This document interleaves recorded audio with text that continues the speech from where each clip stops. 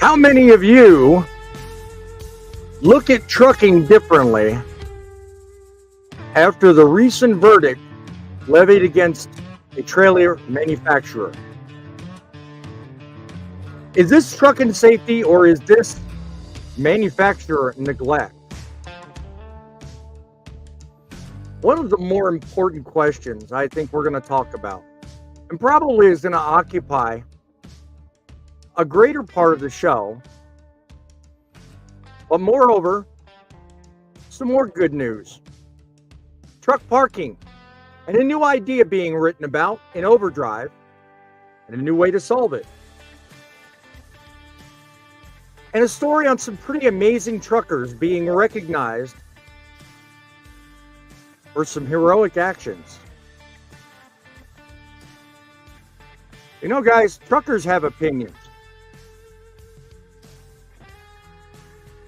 We all have a way of looking at things. And let me tell you something. This is the show to figure that out.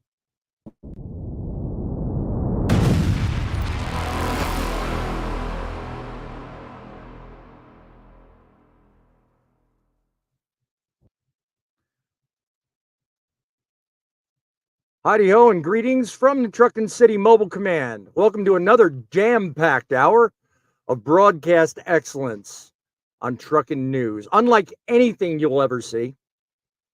Why? Because I'm the only one that can bring it to you. The El Rushbo of trucking news, hosted here on YouTube, opening the show of all shows. Opinions and well-thought-out remarks on the United States of trucking starts now. My mission is to improve the lives of every man and woman behind the wheel in our industry by virtue of the unknown. The unknown takes over when silence prevails. When what you accept is rather than what could be. I take the news and I turn it into a digestible bit of usable intelligence backed up with some very unique opinions. 860-785-3547. If you want to get in on the program, 860-785-3547.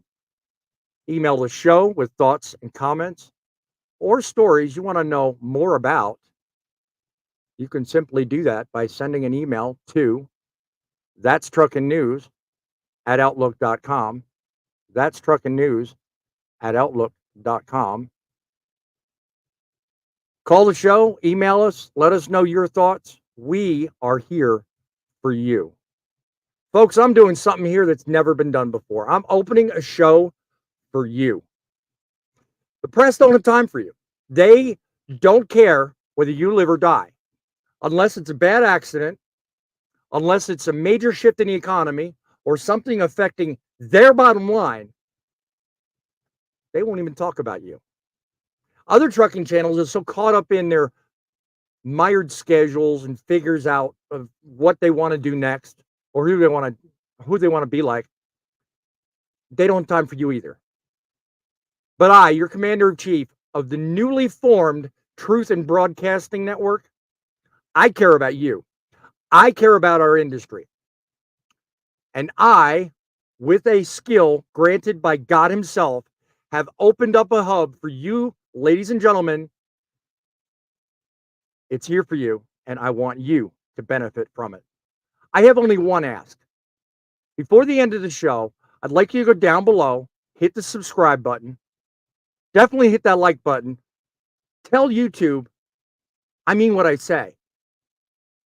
And better yet, go home, tell your mother, tell your father, tell your brother in trucking that someone has stepped up to the plate,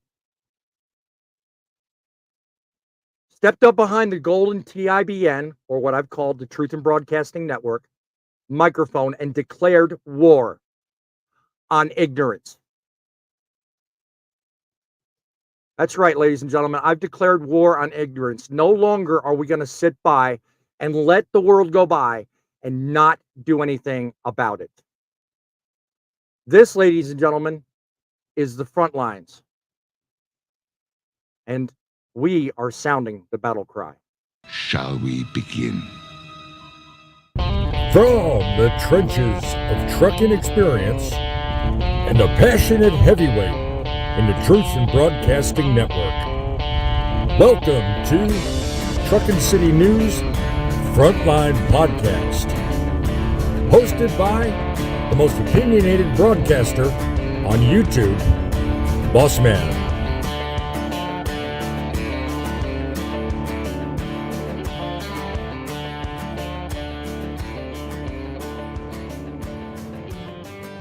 That's right. I'm your host, Boss Man, single-handedly pointing out there's always a way to make trucking great again.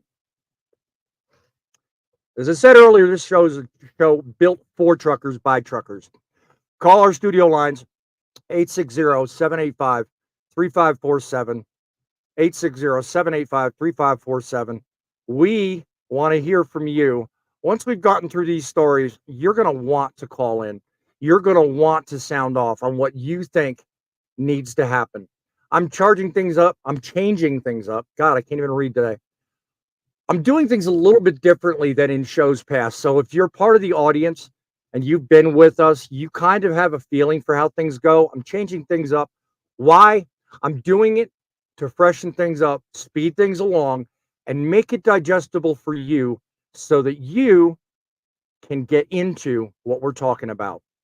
So much so, I want to focus on stories, and I want to give you guys my perspective and my belief on what needs to happen. Ways of looking at things not everybody thinks of. It's not that I'm always right, because you know what? Half the time, I don't get it right. But the thing is, I'm not afraid to step up and say something that's on my mind.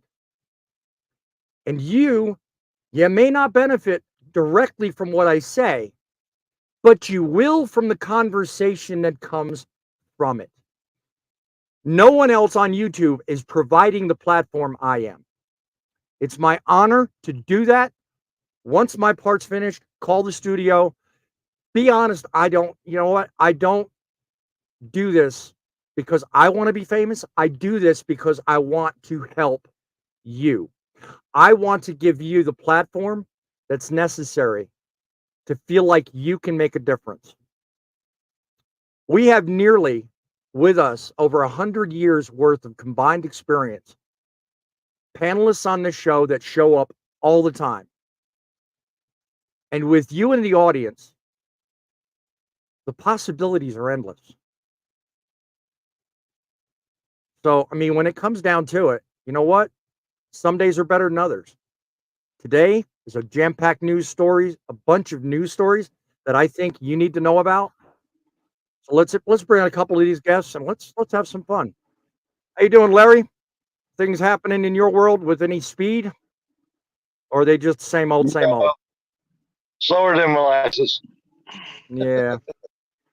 Well, let me ask you something. On a daily basis, when it comes to actually getting the job done and running your week and running your clock, there have been people that, have shown up on YouTube. I've seen quite a few of them, and there's one thing I've discovered with the shows and the videos I've seen, and that's everybody's got a different way of running. Everybody's got a different way of getting things done. Okay. Guys watching the show, drop in the comments, what is your daily routine? How hard or how easy do you make your life? How hard do you run? Larry, how about you? How hard do you run on a daily basis? Do you do the same thing every day? Or do you do it? Yeah. Yeah. By the time I'm done at the end of the week, I barely have any time to sleep. So you're more or less a clock runner. You just let the clock guide you. Is that what it is? Oh no, I'll run. I'd rather not have that thing in here, but well, some of us. So. Well, some of us are clock runners, others are money runners, others are goal runners. What about you, I Frank? just How enjoy the road. hard do you run? Yeah. How hard do you run? How do you do it? Well, I run as hard as they'll let me run, as much as I can moving freight. But me being home on a weekly basis, as a rule, unless something goes wrong, it makes it a little more different than way Larry would run things. I mean, Yeah. of course, I've been doing this for 24 years, and it's more like a hobby more than anything to me anymore. Right. Well, it's good to know. Like I said, drop in the comments, guys. Anybody watching, I'm going to get through this first little bit of inspiration for you guys. And as soon as I do that, we're gonna pay homage to some comments and bring some more of the guests on. So in the meantime, sit back and let's check out some good stuff here. If you want to join the show, there's a StreamYard link down below in the description. We'd certainly love to have you on here and hear from you. Just don't be camera shy. You hit that StreamYard link, I'll bring you up as time permits, and certainly every perspective is welcome here. So let's get to the first story, shall we? When it comes down to it, ladies and gentlemen, truckers across America, let me tell you something. You're not out there mile after mile fighting the battles that most people don't even see. You're not alone, okay? You're keeping this country moving right now. And I know some of you feel like the weight of the world is, really heavy, and it's really down on your shoulders. The hours are long. The miles are unforgiving. The torture you go through, the respect you think you need and don't get. Well, you know what? These conditions are tough and these times feel like everything's stacked against you, but here's what you need to hear today. One of the reasons you tuned in. The following quote: "Don't quit, suffer now, and live the rest of your life as a champion." Those words were spoken by somebody. They were at one time the greatest of all time. And what did he know? He knew that victory wasn't handed to you. It's earned through struggle. It's earned through sacrifice. Through those moments when you feel like giving up, keep telling yourself, don't give up, suffer now. The pain you're going through, it's temporary. Champions, my friend, are forever. Champions are recognized, are lifted, are realized, sometimes posthumously, but they are recognized nonetheless. And each one of you out there behind the wheel, you guys have the heart of a champion to do the job we do, to get it done unforgivingly. So dig deep, take a deep breath. The road ahead may be long, but what's waiting for you at the end is worth every ounce of struggle you're putting in. Don't stop, don't quit. Keep it going, because we need people on the road today that are champions, just like the man behind that quote, Muhammad Ali.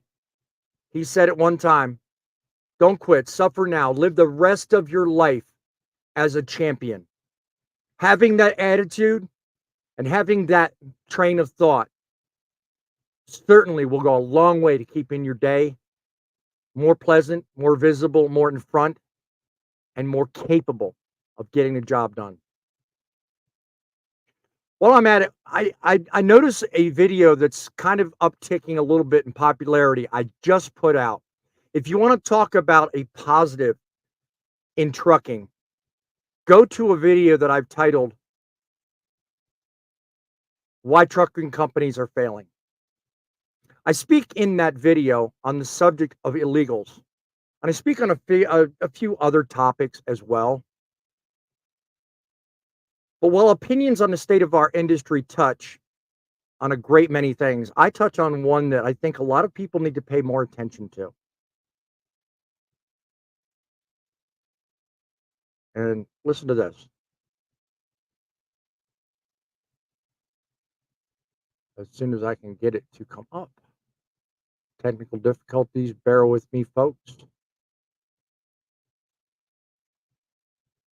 Don't misunderstand my tone or conversation.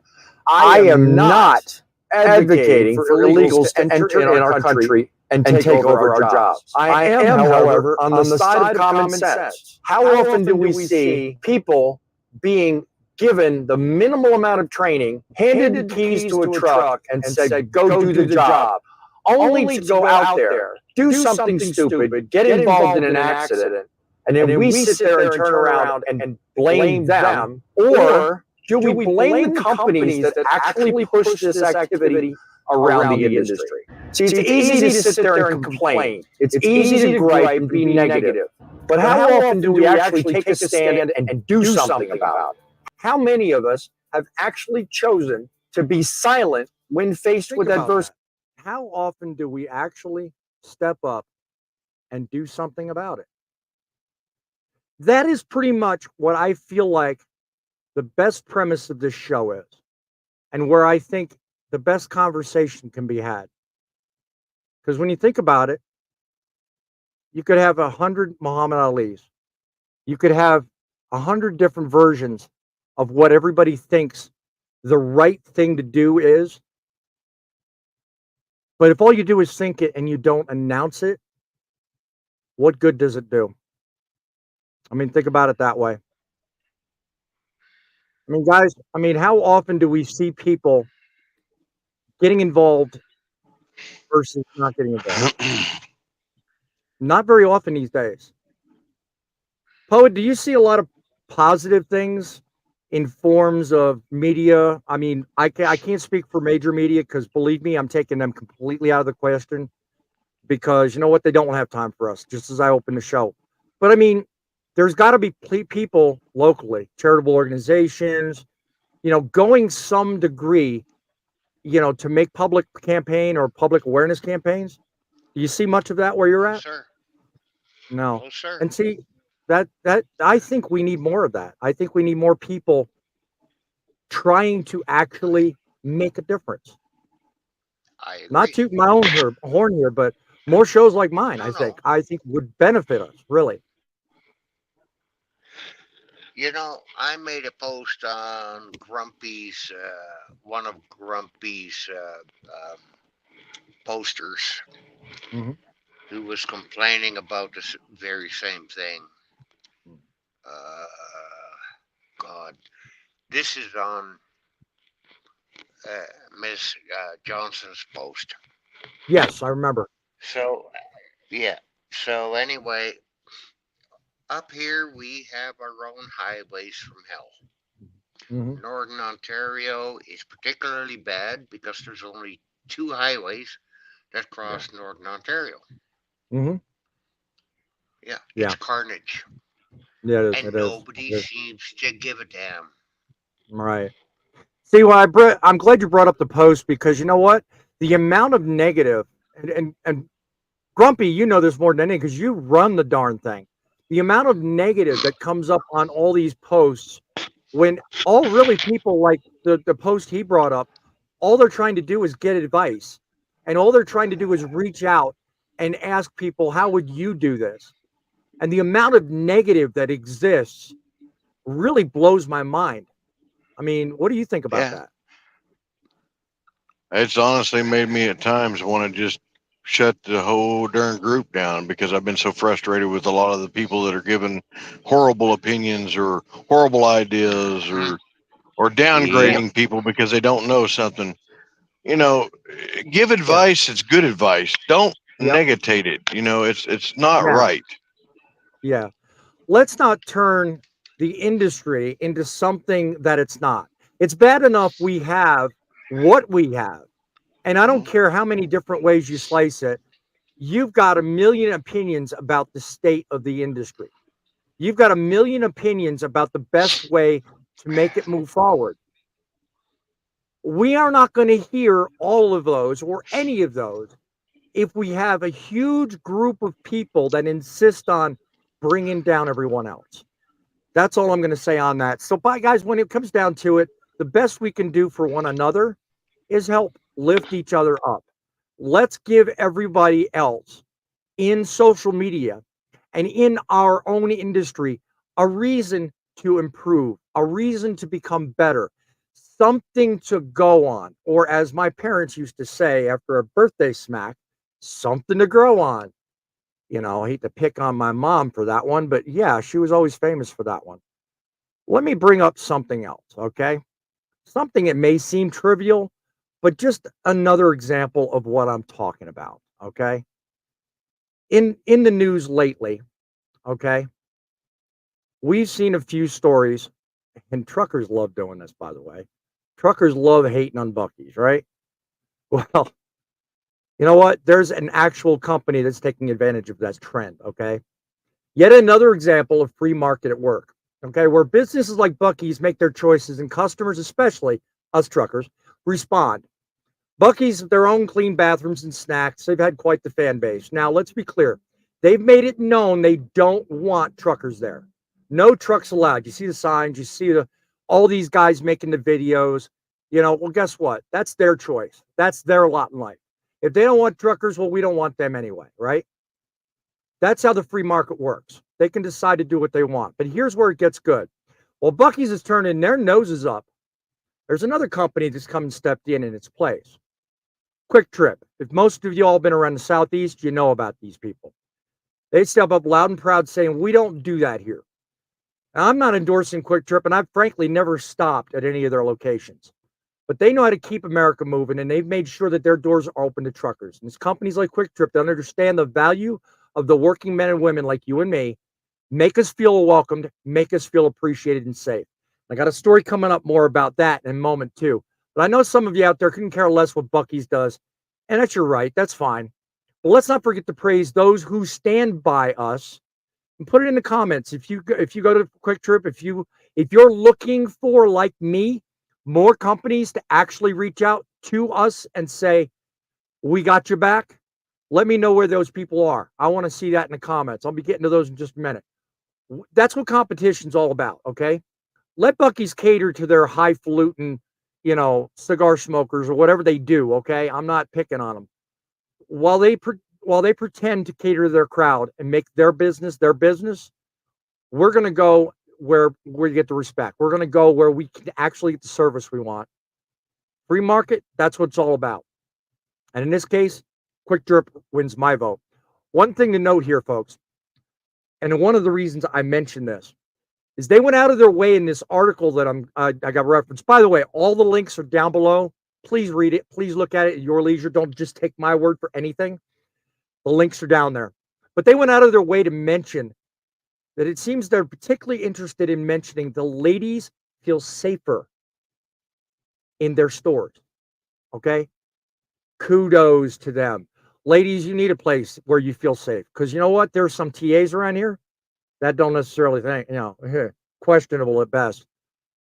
I don't have a way to confirm that other than what's in this article. But anyone that's going to go out of their way to make the ladies feel welcomed and safe, they got my vote. Let me tell you, they got my vote and then some. So let me hear from you in the comments. Once again, 860-785-3547, 860-785-3547. If you'd like to weigh in on this or any story that we have coming up, I'm going to welcome another guest in and maybe mention here, if you see some guys in the comments, John, let me know. Welcome to the show. Glad you can join us today. We are going through comments and we are looking at who's here. And of course, I'm hitting everything but what I want. Daniel in New Phase. Hello, truckers. Thank you for keeping America stocked up. Welcome to the show, my friend Daniel. I love that you're here.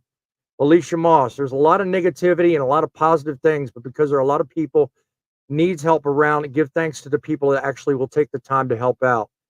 Thank you for that. Midlife's joining us in the background. The industry's fine. We just need to make good decisions. I agree. Well said, my friend. Let me see here.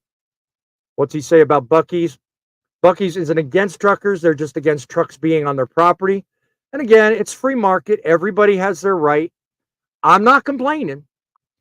I don't care what you do. I mean, if tomorrow Pilot decided to go traveler only, I'd have no choice but to comply.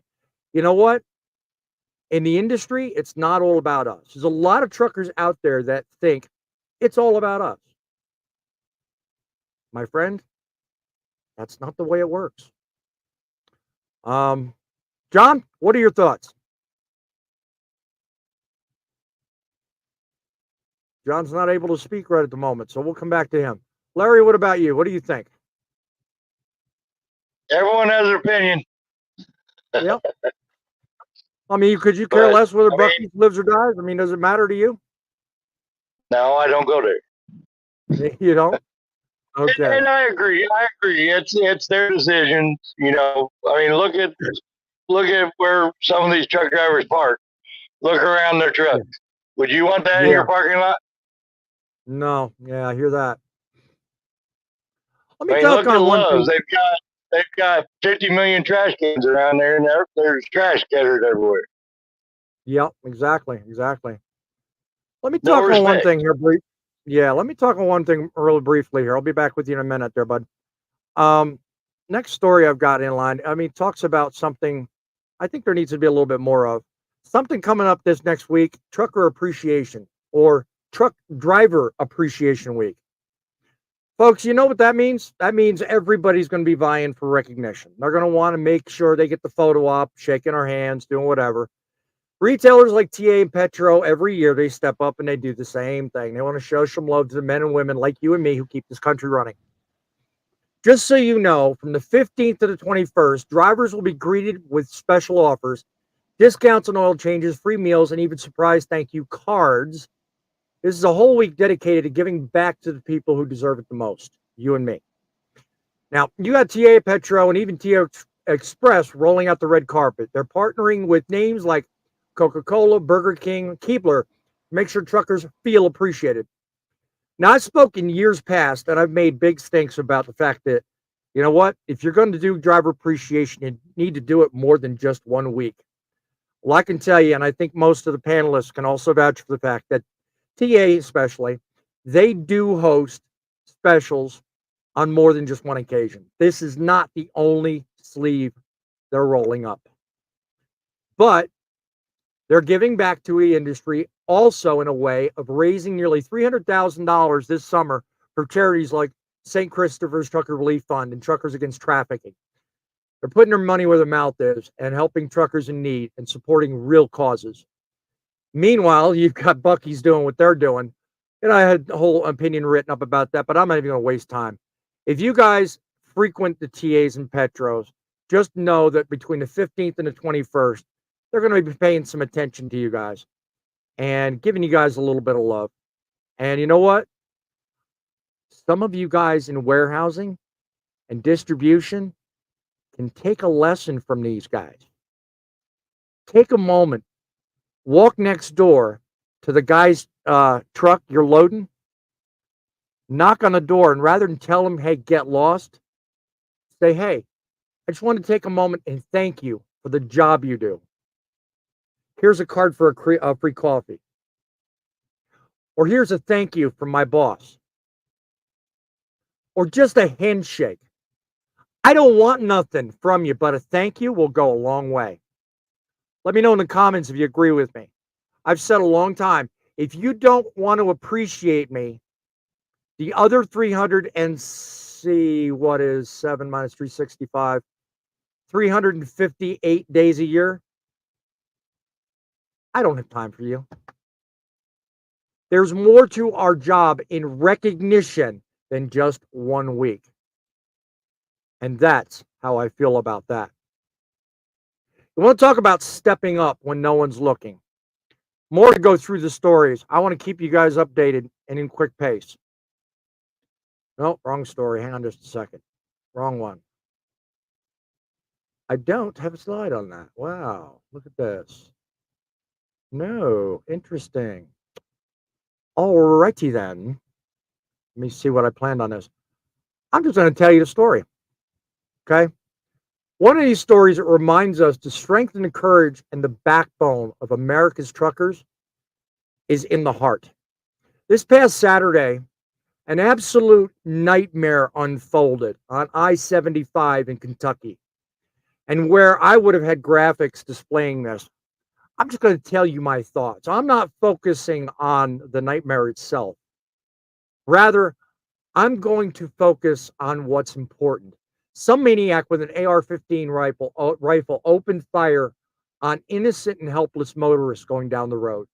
Now, everybody called out the forces, everybody got things done. In the end, some people were injured and some people died. Now, that by itself is terrifying enough. And to my knowledge, they still haven't caught the person. They're still at large. If they have, let me know in the comments because I have not followed that part. But what I did follow will really make you stop and think. Imagine sitting in your car, minding your own business, and suddenly gunshots are ringing all over the place. But what's worse than that? Imagine being a child on board a school bus and witnessing that. That has got to be a life-altering thing. I'm not going to go into detail, but you see, while all this was going on, there was these truckers that thought ahead and shamelessly put themselves in a line of fire, and they saw these school kids stranded on that highway, and they took action. They used their semi trucks, being the unsung heroes, good men, proud guys, surrounded those buses with their rigs, creating a barrier to protect those students. Now that is what a trucker is right there. Didn't stop and think, didn't hesitate. They just sprang into action, proving once again that when the chips are down, America's truckers are always there to do the job. While the mainstream media likes to paint truckers as just another cog in the machine, let's take a moment and acknowledge the heroism that took place on I-75 near exit 49 in the moments kids needed it most. They acted without hesitation.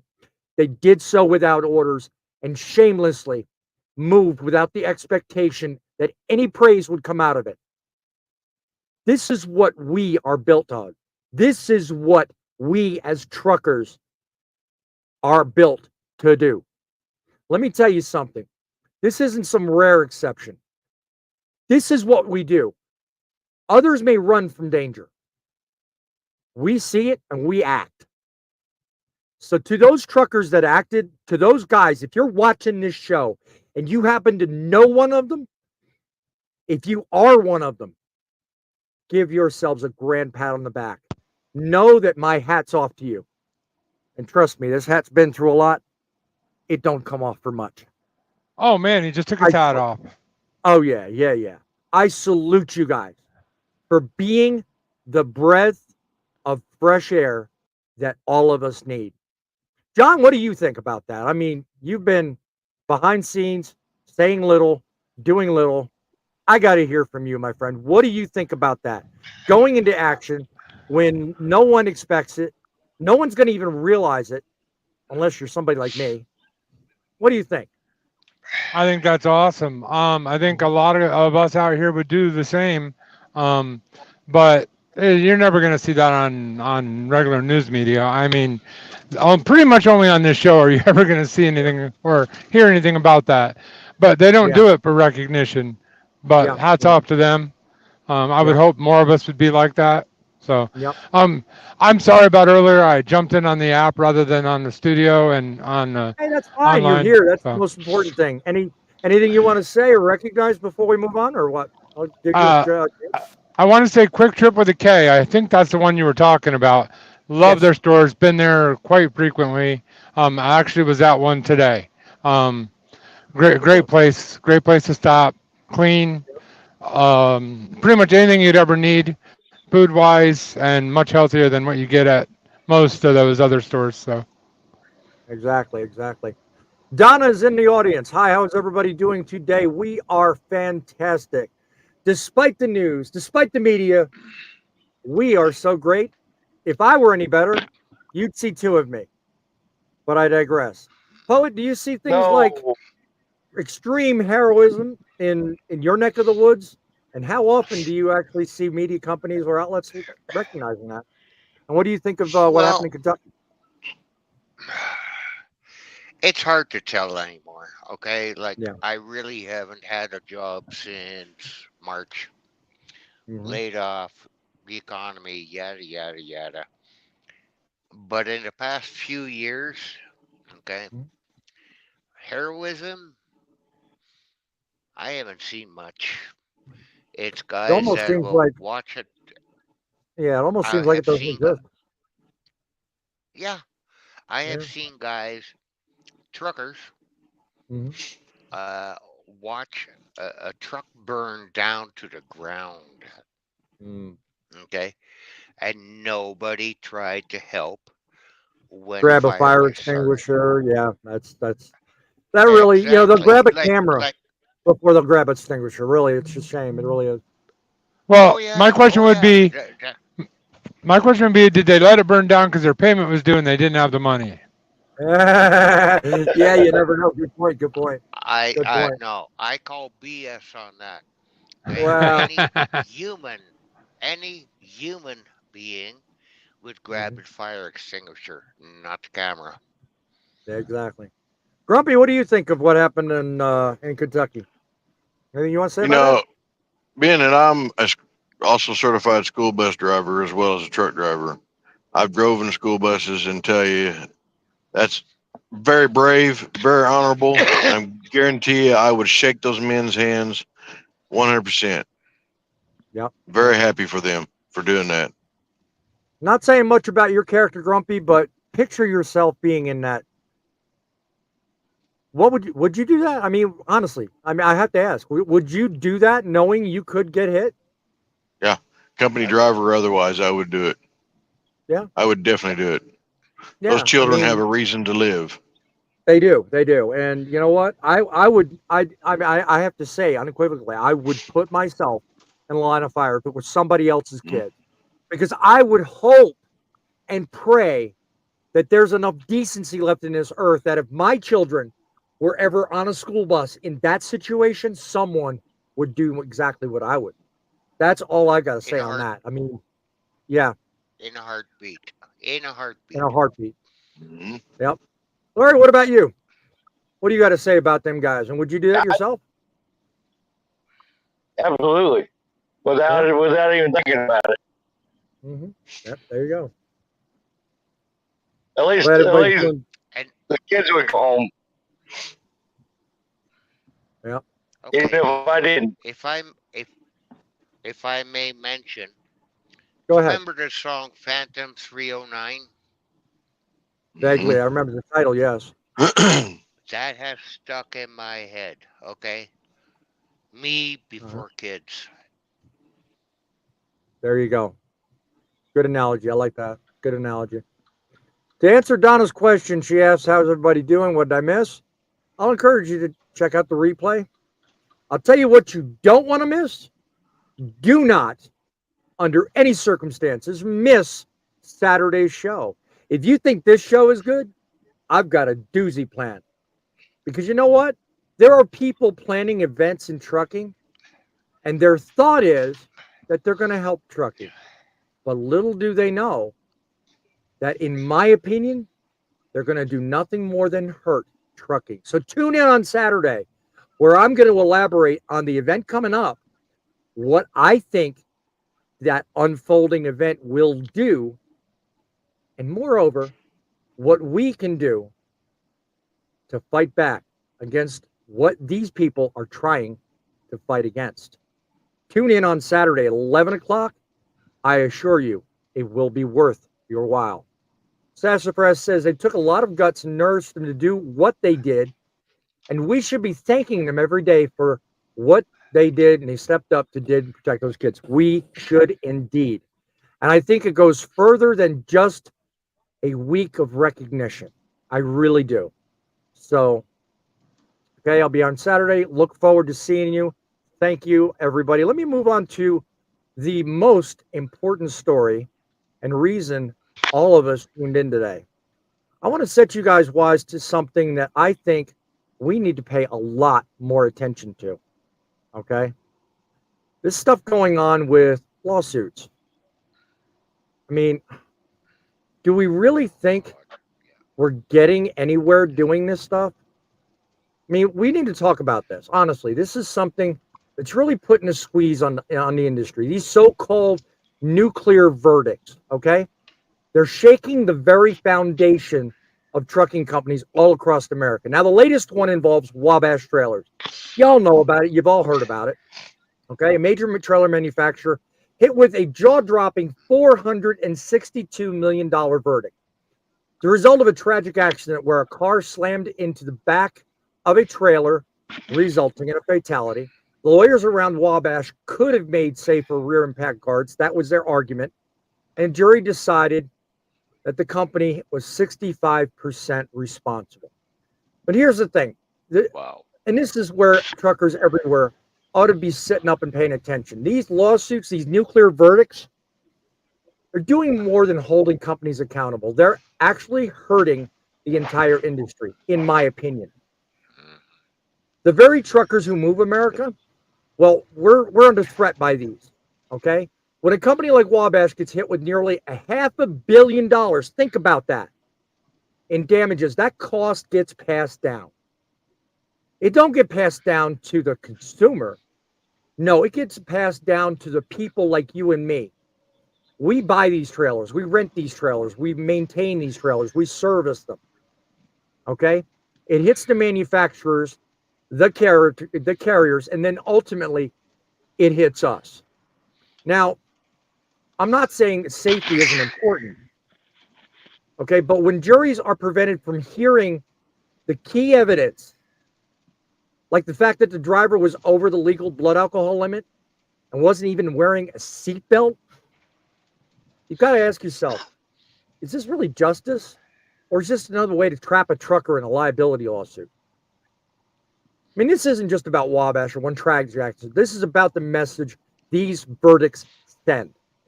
And again, here's my opinion. Comment down below if you disagree with what I'm about to tell you. Are we telling truckers and manufacturers that no matter how hard you try, you're going to get sued out of existence the moment something goes wrong? The system is creating an environment where the real cost of operating trucking business is really seriously unpredictable. Whether you're hauling freight or manufacturing trailers, you can't predict. You can't survive. We got to have a serious discussion here. And I mean, honestly, are these nuclear verdicts truly about accountability? Or are they sending the wrong message? Truckers and industry professionals need to be asking the tough questions, because you know what? These kind of lawsuits, they could leave every trucker like you and me exposed to life-crippling liability. That's the debate we need to have. Let's not allow a jury's decision or a trend that a very few states have actually started passing regulations and laws to prevent. Let's not let ourselves get absent from the critical facts here, okay? We need to survive. We do need accountability, and we need people to be safe and build safe equipment, but we also need to keep this country moving. Let me know in the comments what you think. 860-785-3547.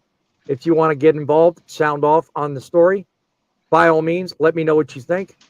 Guys, I mean, when it comes down to it, we all have a job to do. And to sit here wondering about what the future holds, nuclear verdicts like this, really could virtually cripple the industry. John, what do you think? Do you think this is something to be concerned about, or do you think this is just another one of those things that's here today, gone tomorrow? Well, it's not going anywhere. It's been around for decades. I mean, it's in trucking now, but it's been in every corporation. I think it feeds back into that whole thing in society where if you own a business, you have expendable money and insurance companies cover you, so you can sue an unlimited amount. That's not true. But that's what the society believes. I mean, you know, hot coffee spills on your lap and you get millions, right? Or you brake check a semi and he rear ends you, you get millions, right? We're an over litigious society nowadays, and we look at these big ticket arguments. Would this actually change your mind? Let me impart this information on you. Okay, the fella that actually was involved in the accident, his name was Taryn Taylor. He was 30 years old. He collided with the rear end of the trailer. Take a wild guess out of this $462 million settlement. Take a wild guess how much money the family actually received. Do you know? Do you really think what he received or what they received was even worth it? No, to me, it was a slap in the face, because out of that settlement, $462 million, 450 went to take care of the penalties and cumulative damages to the industry, went to some benign account somewhere. 50, what was it? The remaining $12 million went to the family. 12 million, 12, huh? Really? Does that pay for the life? The life, I might add, of a drunk person not wearing a seatbelt. I'm not criticizing, but the jury didn't hear all the evidence and frankly passed some really huge dollar amount on a shady story that they didn't get the full facts on. And in the end, the family only winds up with a measly $12 million. Give me a break. Grumpy, what do you think? Would that be a slap in your face? I call it the factor of liars, not lawyers, liars. They get in there, they're money hungry, they're after one thing, money. They don't care about the family. They don't care about who got hurt. They don't care about what happened to that trailer. They don't care about the company. They're looking out for themselves. So they're going to go for as high amount as they can get so they make out the money on that. And I guarantee you those liars made a lot of money from it. Now, because look at all these other trailer companies that are out there. Hyundai, there's Great Dane, and a few others. Exactly. What's going on with that? Is all their trailers not right either? I mean, for an impact, it looks like that guy had to have been doing 50, 60 miles an hour whenever he scooted underneath there like that. And not to mention he was drinking. Not well. I mean, I, you know what? Kudos to him. In all seriousness, let me ask you a question. How many times do you run around and actually see trailers like pictured right here? Versus how many times do you see trailers like pictured here? I mean, think about it. Not very pictured often. right there in the often. thumbnail. Pictured there in the thumbnail is representative of a picture of a trailer that has no DOT bumper. Now, more often than not, we see this. We see this right here. That is pretty commonplace. And matter of fact, you can't even pass a DOT inspection without a trailer that has a DOT bumper on it that is impact resistant. So in my mind, seeing the pictures not only on the thumbnail of my video, but also of what's going on behind you right now, seeing the pictures of the aftermath of the accident that you're seeing displayed right here, all right, there had to have been a bumper, but that car took it out, which tells me that car was moving. Up underneath it. Exactly, that car was moving. I mean, probably. How can Wabash be held responsible for that? How can Wabash possibly predict a 70-mile-an-hour impact? Yeah. One person on this panel can tell you specifically how unexpected a rear-end collision can be. Can you, John? Yeah, I was just about to say, if you're going to let me talk real quick, I can tell you, last year I was at a red light, turned green, I started accelerating, lady hit me from behind, never slowed down, never hit her brakes, 70 miles an hour, right in the back of my trailer. Trust me, that DOT bumper was bent up, but it was still there. And 100% on her, obviously.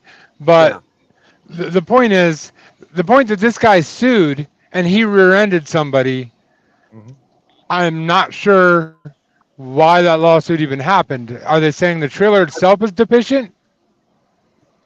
They were saying in the lawsuit that it did not have a DOT bumper, which is why I pointed out the thumbnail the way I did.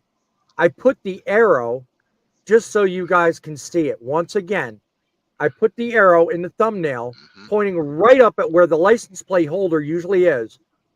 At what should be there is a DOT bumper.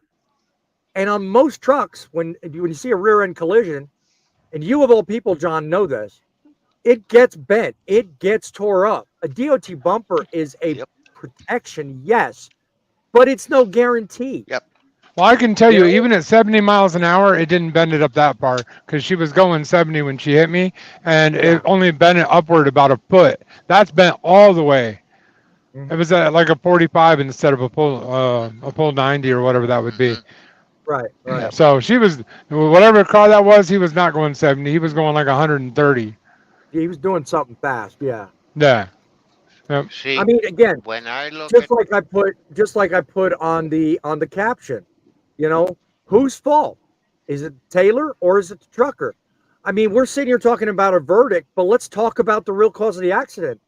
I mean, if you're drunk, if you're going higher than normal's posted speed, if you're driving unsafe and you're not wearing a seatbelt, why blame the company that made the trailer? Why blame the trucker? Why blame the company running the trailer? Call it cash grab. Yeah, I mean, exactly. Why make it an issue out of something that could have been prevented to begin with? You weren't expecting it when you were actually accelerating away from a traffic light, John. You didn't expect it. You lost sight of the vehicle. You were doing the right thing. You were traveling and accelerating, and bam. So yeah, actually, the strange part was I saw her coming, and it was a 4-lane, so I had 2 on my side, 2 on the other side. I saw her coming, and I kept thinking she's gonna get in the left lane. She's gonna get in the left lane. She's gonna get in the left lane, and she was getting closer and closer and closer. And I'm getting, I'm staying in the right lane. I'm like, she's gonna see me and move. She's gonna see me until her lights disappeared, and then my entire truck, a loaded semi, 80,000 pounds, jumped. Yep. Wow. Yep. So if that doesn't tell you, now luckily she walked away from it, and she was okay, but. Wow. Yeah, my first thought was it wasn't even anything about the truck or the car. Is she better be okay? When I found out she was okay, because I've always said if someone loses their life, whether it's my fault or not, I'm out of this business. And so that was my first thing. I ran up there. I parked about 200 yards up the road to get over, and then ran back to her. She was in the ditch, and she was already out of her car looking for her dog that got loose. So she was fine, but. Yep. Yeah, and there was every reason to believe that the girl was probably hyped up. I mean, you said for a while she was looking for something that didn't exist. So my heart went out to her for that. No, her dog was there. She did have a dog, but it jumped out of the car when she opened the door and it ran off. Okay. And she was more worried about that dog than her car, my truck, her life. Like that was the most important thing. Whatever. Yeah. And credit to the 40 first responders that showed up. They were all looking for that poor dog. So if anybody sees Reese's, let me know. Yeah, right. Yeah, did he ever show back up? Lord knows, right? I have no idea. Yeah. What you got, Poet? I have a Reese's in my refrigerator. I see 4 gussets, strengthening gussets on that particular trailer, okay, in your thumbnail. Up here, most trailers only have the center 2. Okay. So Wabash has actually increased the strength of what we used to call an ICC bumper. Not the DOT bumper. No, we used to call it an ICC bumper. They've doubled the strength. And up here in Canada, we have the 2 center ones. Right. Forget about the 2 outside ones. Right. So for that verdict to come down, I have 2 things to say. BS. Yeah. To that saying what you just talked about, okay, just like you've got up there, the majority of our trailers down here that are Wabash, because my company has a bunch of Wabashes. They only have the 2 center ones also. They don't have the outer ones. Okay. So that's probably a picture that Boss Man was able to get a hold of, and it may be something that's, there's no telling. I mean, but it's a good demonstration to show the back end of the trailer.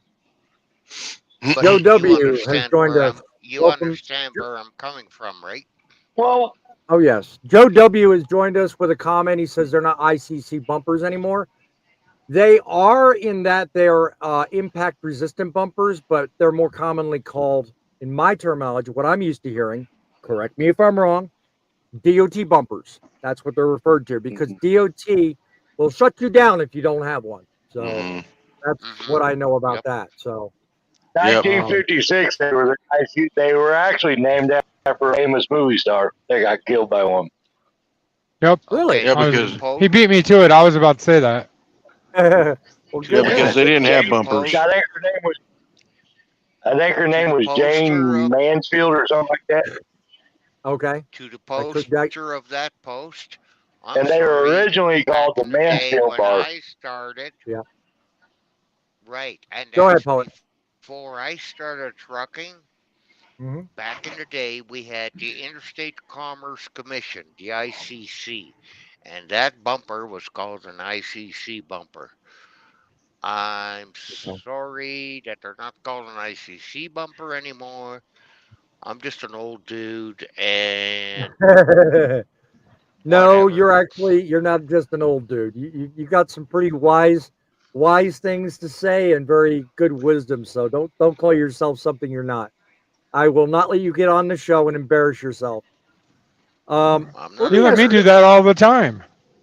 You do that Hit by your virtue of hit your shin nature, on it and Son. find out what Well, that ICC also stands to for. add to that, on the trailer thing, I actually was talking to one of my coworkers there that's over our maintenance, and that gentleman said that he believes it was around 2000, or not 2000, excuse me, 2020, that they actually told Wabash they had to change the way that was made. So anything prior to that was technically legal. Anything after that, every trailer after that had to be certain standards. So Right. Wow. Despite that fact, though, honestly, tell me, everybody here on the panel, I want you to tell me, when was the last time you seen a 53-foot trailer move around anywhere without an impact bumper on the back? Anyone? Never. I've seen Swift take several off. Oh, Yeah. Yeah, is that before or after? Is that Wrong before or video. after the accident? Yeah, I was gonna Grumpy say beat wrong me to video. Yeah, Never. that was good. Never. Grumpy, that was good. That was a good moment right there. And some companies I don't care who you are. hauling 60 footers. Uh-huh. Let's shift Hey, gears for a second. Let's shift gears for 1 second. Do you guys think the media is painting an unfair picture of the industry when they're reporting these lawsuits, or do you think that they're just shedding light on necessary changes? What do you think? It's got to be one or the other. Do you think they want to change something, or do you think they're just putting us in the same usual light that they paint every trucker with every time a bad accident happens? What do you guys think? They want to screw us. Well, I will tell you the reason why my saying is truckers are people too. The reason why I say my saying is truckers are people too is because that's what they do. They vilify truckers. The reason why is eventually they want to remove us, and if we're villains, it's easier to do. Truckers are people too. We're people. We bleed. We're no different than anybody else in our industry. It's just our chosen career gives us the ability to be a little bit more seen by the general public. But we are people, and we're not villains. So not all of us anyway. There are a few. People like me, I can be a villain against the media. But, I mean, I'm a person. I bleed red just like everybody else on this panel. Sometimes more than most, but I bleed. I won't go there. Disgusting topic. Anyway, so, I mean, here's another question. Should the manufacturers be forced to spend millions every year to make these trailers safer? Or are these verdicts just an overreach? What do you think? It's got to be one or the other. Don't they already? It's easily an overreach. I think it is. I do. I mean, you mentioned it, Larry. Why do you feel that way? Why do you feel they're safe enough already? The side skirts. How many trailers go down the road? You have the side skirts to stop people from going underneath from the side. Right. Oh, and by the way, those are only good when you have a 100-degree or 270-degree. If you got the whole compass radius thing, if you're approached from behind, from the two angles, that'll deflect. Right. But studies have said that those do not really help that much if it's straight 90 or straight 270. Do you know what those are really for on the side of our trailers? What are they for? Yeah, those are for aerodynamics. Those are aerodynamics. Those are for aerodynamics. That we got thrown on us because California said it would help. No, well, it does help. Okay, let's be honest. It does help. It does a little bit, but does it? You won't even notice it. Does but it? The whole thing going in Congress right now. That's not true. They're trying to pass a law that says federally all the trailer manufacturers have to put resistant guards on the sides instead of what we currently have. They've got to be able to resist crashes, just like the bumpers. Can you imagine how heavy these trailers are going to be? Yep. Well, I can. What happened What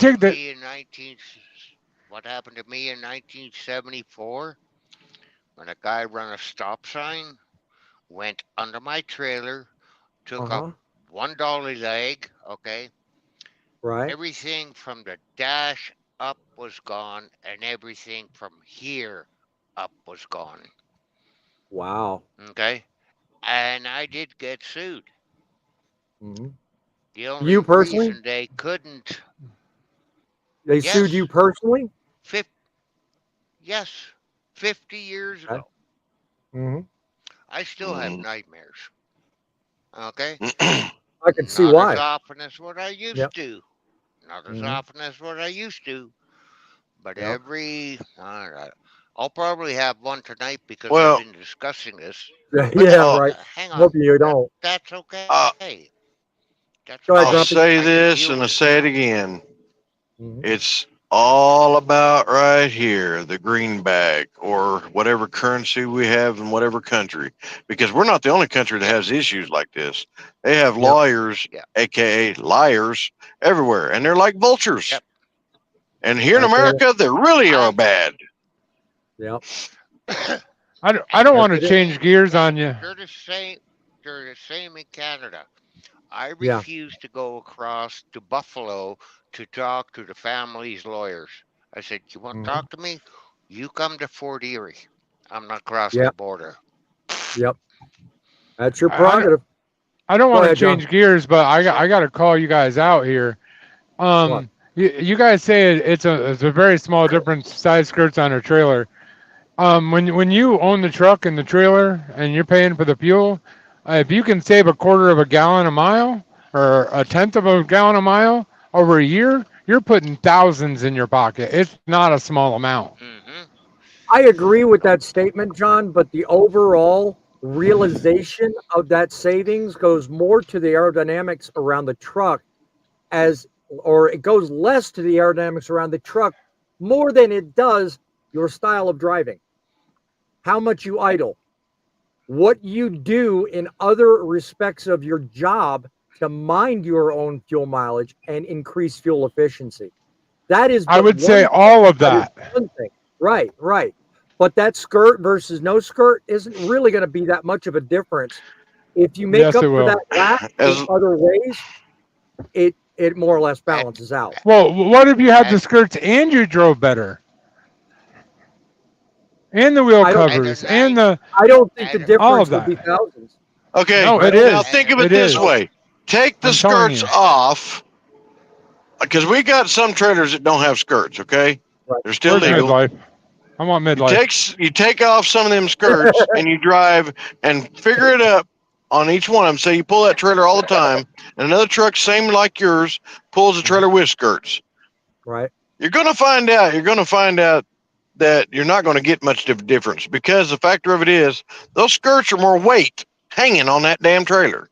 Very little weight it may compared push to a the little bit benefit. away. No. You guys are wrong. I'm telling you. Okay, John, indulge me. And when it's a fuel economy, every little tiny bit, it puts money in your pocket. Indulge me a moment, John.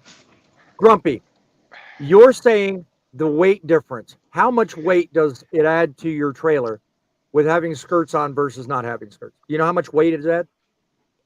If you add what holds it on there, and you put the panels on there, you're looking at around 250 pounds total right there. Okay. At least. Yeah. Because they're not light. At least. Because they're made out of picked them up fiberglass. before. Okay, no, wait. I'm going somewhere with this. Do you notice the difference in fuel mileage if you hauled empty versus one pallet in the back of your trailer? Have you ever calculated the difference? Do you notice the difference? Who are you asking? Grumpy. I'm engaging him in this conversation. Okay. If you haul a load, Grumpy, that has one pallet on it versus you're driving through with nothing on it, do you notice the difference in fuel? One pallet, let's say it's 1,000 pounds. Hang on. Damn. Okay, so one pallet. And you're driving on a straightaway. That's some I mean, yeah, you might go notice us a little bit. Not a lot. The point that I'm getting to, Frank, is your argument has little merit, but a lot of validity to it. Yes, aerodynamics will play. So to that, I agree with John. Yes. But the weight difference, I can't accept that. I have not ever calculated the difference between an extra 1,000 versus no pound, or the difference between 250 pounds versus. It all goes to the original statement I make, and that's your style of driving, your amount of idling, the amount of fuel you purchase, how often do you actually run versus when are you home. The overall picture from start to finish when you track your mileage has every bearing on whether or not you run an efficient operation. One simple change, like skirts, isn't going to make one that's all that noticeable. To your point, John, yes, it helps, but it's not going to make or break the difference. That's my. It's not going to make or break, but it's like building a house. You need a foundation, right? When you're going for fuel efficiency, you have to have all the different corners covered. Otherwise, you don't have a house, right? So you're going to tell me that? Hang on. To go to Frank here for real quick, I got something for Frank here. Let me ask you a question. If a company, because you're a company driver, if a company said to you, all you have to do is wear this ball cap. It doesn't matter if it said Driving with John or Truckin City Media, but you have to wear this ball cap, and we'll pay you $10,000 more this year. Would you do it? If you're going to get a bonus out of saving fuel, like JB Hunt and Prime and a few other companies do, go for it. No. I'm talking about you as a person. Okay, me, if I was an owner-operator right now, if I was, and if I could make an extra $5,000 because I had side skirts on my trailer, which it's probably more than that, but over an entire year. But let's say I could. Why wouldn't you do it? $5,000, putting it in your pocket. Well, I mean, it's just like the silly things that go on the hubcaps, okay? You're not saving enough there. Oh, my goodness. No, yes, you are. You're not wind drag. You're not answering his question, Frank. No, I would not. You wouldn't take $5,000 for nothing. I have been doing this 24 years. And just like Boss Man was saying, the biggest part is going to be idle time and drive time. Yes, and all of that and how matters. you drive.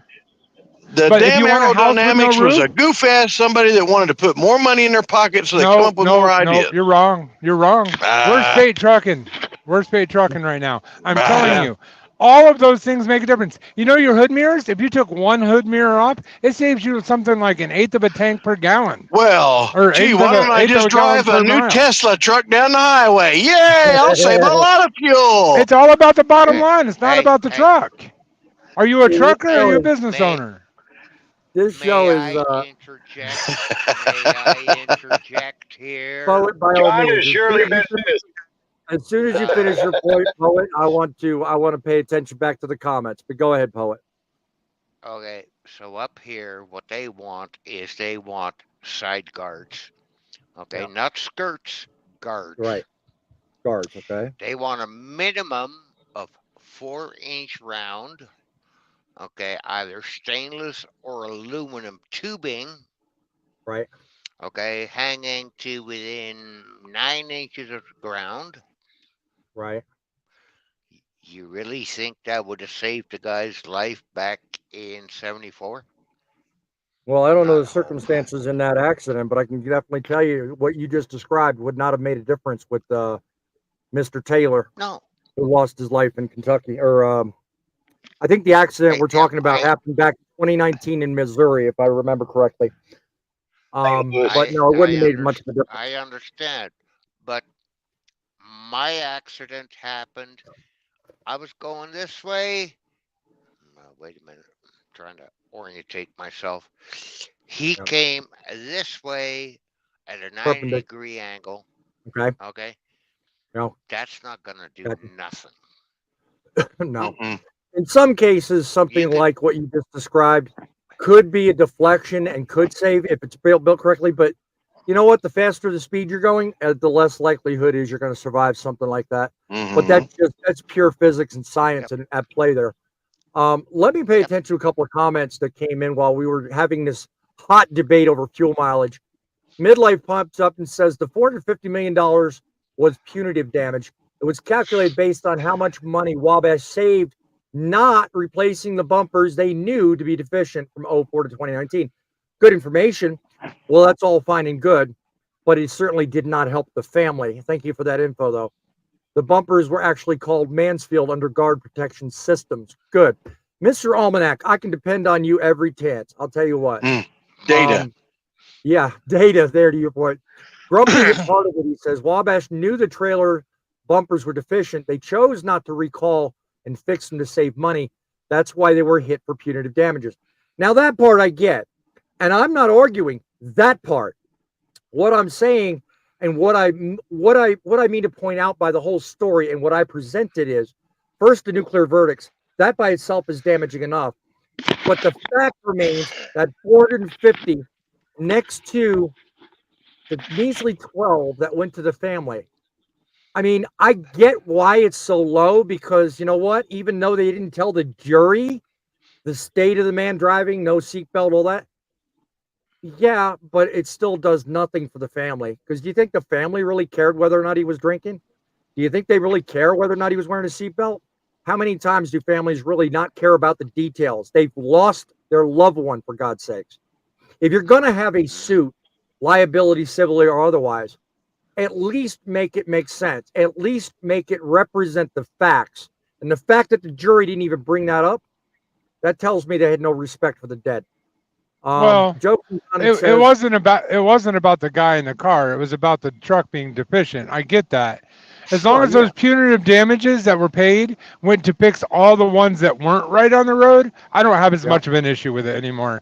I didn't know that, but thank you, Midlife. Never happened. Joe W comes on, I guess, coming into your corner, John. He says it's all about the same reason. They take the side view mirrors off race cars. It's all about aerodynamics. They go faster and further. I get you there, my friend. I follow NASCAR quite a bit, so I can definitely relate to that comment. One more story, not to kill the vibe, because I mean I overlooked the story because I wanted to get to this, but it's still important, and I want you guys to know about it, to look for it, and tell me what you think. Plus, I want to see if I'm actually crazy for this. And again, I don't have graphics on this. Just bear with me, okay? From Overdrive magazine, the writer clearly floored by a couple of security guards at a Florida warehouse. In this article showing basic human decency. Now, I get it's refreshing to be treated like a human being. I advocate for that a lot, okay? But this writer's naivety is almost laughable, thinking that a couple of kind gestures somehow point to a corporate shift in caring about truckers. And by that, what I'm talking about is something known as bullpens. And when I say the term bullpen, we think of the pitcher warming up for the baseball game, right? You don't typically use that in trucking. It makes no sense. But the idea that bullpens exist is actually gaining an increasing awareness, okay? Because there are companies actually utilizing this.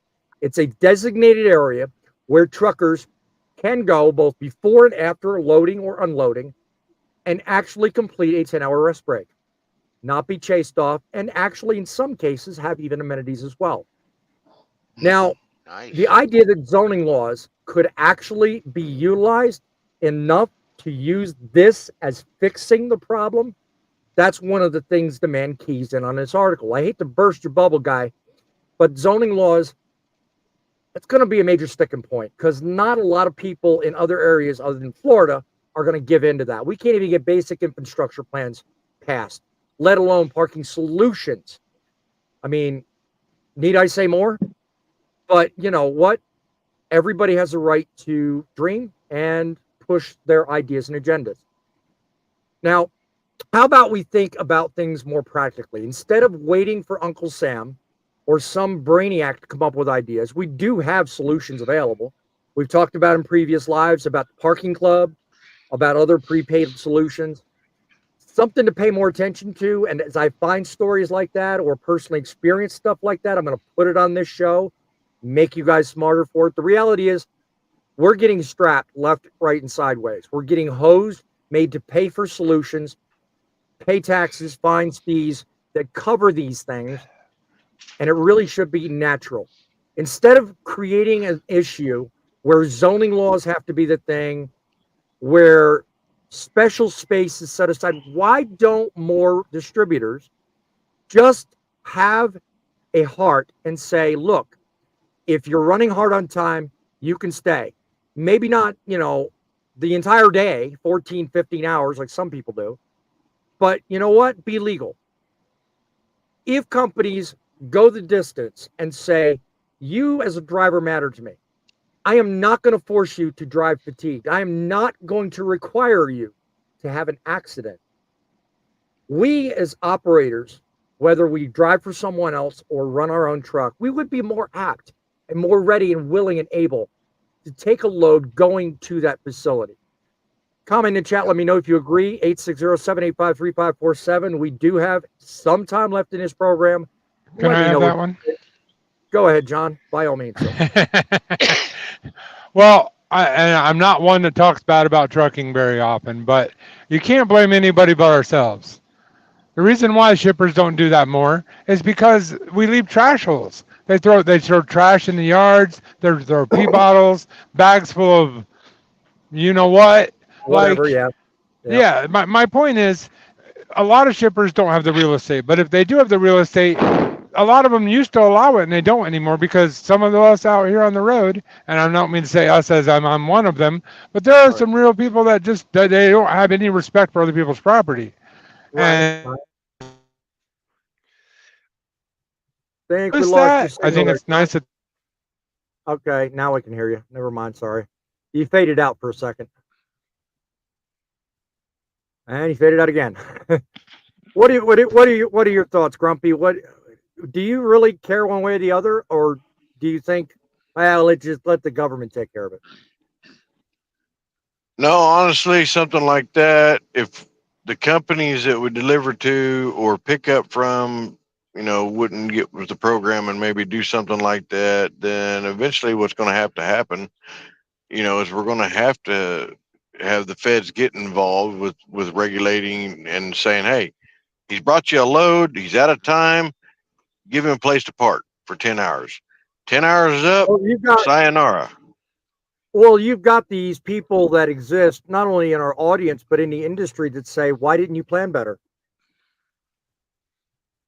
It's not always possible to plan better because there's sometimes you sit at these docks for hours on end and you cannot get to a place to park. You can do PC sometimes if your company allows for it. But PC is a very touchy subject, which we've touched on before. Yeah, no, it's optional. Not every company allows it. Not every company will, I mean, it's all different. And again, like you said, it's a whole nother video topic. Last question I got. I'm going to get a couple of comments, and then I've got a schedule to keep myself. So Let me ask you something. When it comes to training, should there be a focus on more training and accountability for trucking companies? Or do we really need to reform the legal system to the point where we're not dealing with stuff like this on such a frequent basis? Now, the only reason I bring this up is because, you know what? In that video I highlighted at the start, one of my chief complaints is, and one of the things you'll notice watching that video, is that there should be a revamp of training, not regulations. Midlife, don't even go there. But what we should do is pay more attention to training the newer guys, and even some of the guys that come in and start with, other companies, start working. Every company's different, that kind of mentality.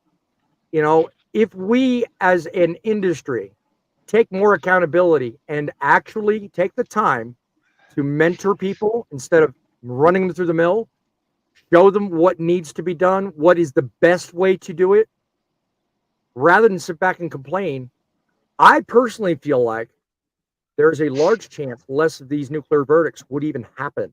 Do you guys agree? Put it in the comments. Let me know. Paula, what do you think? Do you think change in training would actually make an effect or make a difference? What do you think? It will. It will. It would. It should.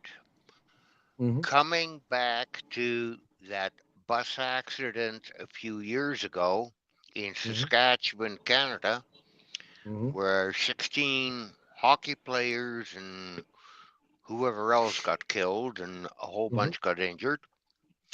Okay. The government of Saskatchewan started a MELT program. Okay. Okay. And it went federal. Similar to our ELDT down here. Yeah. Yeah. Okay. So it's mentoring, early learning, training, all the rest of it. Okay. 6 months ago, Saskatchewan decided, oh, well, we need more truckers. We're going to do away with that program. Like, huh? Okay. Follow my drift? Yes, it can help. Yeah. But only if it's implemented, enforced, and not reneged on. Right. I'm going to take a risk here because I'm going to let you guys know in advance. I'm going to be probably ending the show here in about 10 minutes. I have a schedule to keep. I'm on a delivery myself. I'm going to bring on a guest who's backstage, only because I think he'll probably have a beneficial part to play in this discussion that we were having with John a moment ago. Midlife, am I assuming that to be the case, or am I signing my death warrant into a 2-hour show? John is the only one in this show that thinks like a businessman. The rest of you think like truckers. And I got bad news for you. When you think like a trucker, you fail as a lease operator every freaking time. Why is that? Side skirts. Why do you think I haven't done it? If you go into a lease operator thinking like a trucker, you'll fail every time. You'll buy your fuel wrong. You'll drive your truck wrong. You'll purchase your trucks wrong. Because you'll buy a beautiful hood truck. No side skirts that get shitty mileage. Let me ask you this. John is exactly right. It saves $7,000 to $10,000 a year having side skirts on your truck. Wait, how much was it? $7,000 to $10,000 a year because it saves over a gallon per mile. Yep. You get one more MPG. And you know the thing about taking the mirrors off, like Nussbaum has done? That saves a third of a mile. Okay, let me ask you. I said it was an eighth per mirror. Yeah, it's a third between the two mirrors, and then you have those dumb little hubcaps that go on the wheels. They're right at about a quarter of a mile. Okay. Now here's the deal. The other thing was, well, it depends on how you drive the truck. Guess what? It doesn't matter how you drive the truck, because if you drive like a maniac without skirts, you drive like a maniac with skirts. And by the way, I want to ask you this. I want to ask on one other fun thing right before you guys get into the real good stuff. That Wabash verdict, 100% justified. They rocked them hard. They should have rocked them harder. Do you know why they got rocked? Do you know why there's a $450,000 or $450 million verdict? Because Wabash knew about it, didn't fix it, continued to sell trailers with this DOT bar that was not sufficient. They knew it wasn't sufficient. Canada is the one that called them out on it. Okay. and they didn't do anything to fix it. And the way they came up with $450 million is they figured out how much money they saved by not changing DOT bars on all these trucks between 2004 and 2000. I think it was 13 or 14 when they actually finally started changing them. They should have recalled those trailers. They didn't. Those trailers had inadequate bars, so that's why they were hit. They were actually hit for $6 million. There were two plaintiffs that were killed. Their families got $6 million each in compensatory damages. That money is coming from insurance company and is coming from the trucking company. The $450 million is only coming from the Wabash. And the reason the drunk and all that other stuff didn't come in is because it had no bearing on the fact that they knew they were selling trailers that did not meet specifications and chose not to fix it. Doesn't matter how the accident happened. That was irrelevant. Midlife, I'm torn. I got a lot of questions to ask you, but I'm gonna choose the best one because we're talking about it. Nuclear verdicts in and of themselves. What do you think should happen with the amount of nuclear verdicts? Should they go away or should they continue even harder? But this wasn't a nuclear verdict. This verdict was... It's as close to it as you can actually ever expect. I mean, 450 million, that's a lot. No. A nuclear verdict is where they go outside of what the justification for the damages are. In this case, $6 million apiece for the 2 lives lost in compensatory damages because they knew about the problem and didn't fix it. The $450 million fine doesn't actually go to the plaintiffs, is because they knew about this industry problem and did not fix it. So this money is going to be used for fixing whatever these trailers are still on the road. A lot of them aren't on the road anymore. And it's also going to get reduced by the time it goes because they're going to say, hey, we can't afford it. They're going to get it knocked down. But the fact is, what they did is they calculated how much money did you save by not fixing all these trailers. And that's what they penalized them. I think they should have hit them just for exactly the way they did. Okay, one more question, Midlife. That's I'm going to have to for a bumper. No, well, true. And the point he's making, I agree. Let me ask you this. And to the point that I was making with John earlier, I want to see what your thought is. I wasn't so much talking about the skirts. I was talking about the added weight. But beside that, they've already calculated that in when they come up with the savings. True that. But no, I'm talking about the argument that Grumpy and John were having about the fuel efficiency. I made the point to the two of them in the middle of their argument and said, you know what? A lot can be said about fuel economy because you came in here pounding all of us. So I want to make sure that my position is clearly known on this now. One of the things I said between their arguments was, it doesn't matter all the stuff you do. If you don't drive the truck right, your fuel savings are going to be less or more depending on how you drive. You can do everything under the sun. Well, no, it is. Actually. It's irrelevant to the conversation about skirts because if you don't drive the truck right, you're not going to drive the truck right with skirts or without skirts. That's just another factor in a completely different argument. Tom, I'm talking about fuel efficiency. I wasn't talking about the actual. Again, completely different discussion. If you don't drive the truck still going to save. You're still going to save the same amount of money. You're still going to save the same amount of money if you drive like a bat out of where compared to driving like a grandma, because it still cuts down on the amount of miles per gallon you're burning because of air drag. So it doesn't matter if you're driving faster or slower, it's still going to help you. But if you drive slower and you have better air efficiency, money on all the way. Exactly. By the way, I love Buc-ee's and I'm a trucker. Whoops, I wasn't allowed to say that publicly. Sorry. Me too. Hey, we all have our lot to live. We all have our lot to live. Guys, I tell you what, today was a challenging show. I certainly appreciate each and every one of you that added to it.